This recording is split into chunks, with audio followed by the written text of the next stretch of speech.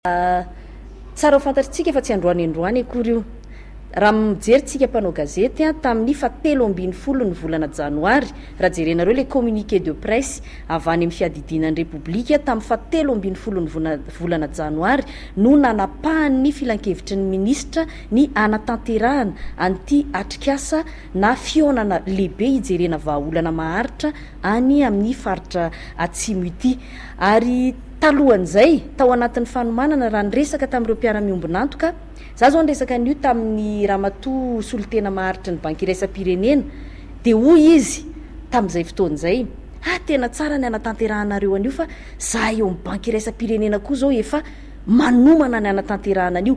Inona ny tiako tenenina amin'izany? Vao omaly hoy na lakamisy tamin'ny alarobia nisy le hoe dialogue politika niaraka tamin'ny vondrona Europeana ny tanterahan'ny gouvernement, mbola nivoaka tao koa izay zavatra hoe anatanteraka fionana tahaka an'io any ambovombe koa ny vondrona Europeana hitadiavana vahaolana maharitra, dia tsika ve hiandry ny vazaha foana?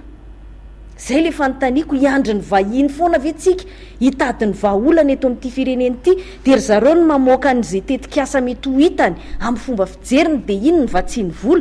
Hoy aho hoe tokony miazakazaka ny gouvernement malagasy, ny fitondram-panjakana malagasy ny tokony anatanteraka mielony azy mba itsika ny manolotra any amin'izareo hoe tia ny hitanay fa vahaolana nareo efa vonona ihany amatsy vola mba jereo ary any amatsiana vola, satria ny anay miainga avy any fotony. Zay le niteneniko teo ny ponina, misy chef traditionnel be dia be zay ny tena andaniam-bola raha ohatra ka miresaka vola ianao, hoentina avy any amin'ny commune tsirairay avy any, le tompona andraikitra eo an-tanàna malala ny réalité, malala ny zavatra iainany. Za zao tamin'ny tany atsimo teo rehefa miresaka dia hoy zareo, mijery ohatra zao le olon-dehibe reny mijery ny lanitra, hitanao zao madame ministre io raha an'io io zao raha andrarahana zao dia milatsaka ny orana, mba manana ny fomba fijeriny koa izy. Rehefa niresaka tamin'ny teknisianina ny météo moa za dia nitendry zareo hoe tsy arakarak'izay io zavatra io fa mbola tsy feno ny fepetra sy ny sisa tiako tenenina hoe andatsahana an'le orana artifisialy io, tiako tenenina hoe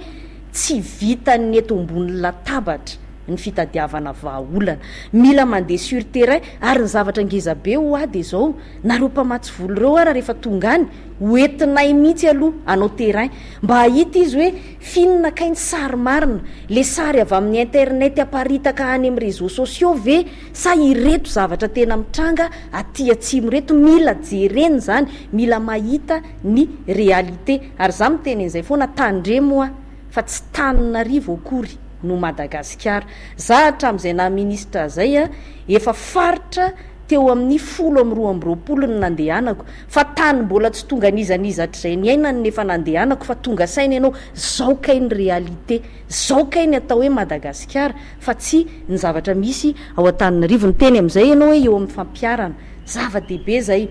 Zay ny resahana azy ohatran'izao, ho fantatry ny olona, ho tsarainy tsika fa nitetika asa tany androy ane be dehibe. Raisiko ohatra aminareo fotsiny tadidinareo nga manisy an'le citerne nataon'ny japonais, tsy sanatria manome tsiny japonais mbola ry zareo koa zao namatsy volany le station de pompage vao nitokana ny filoham-pirenena tamin'ny alatsinainy.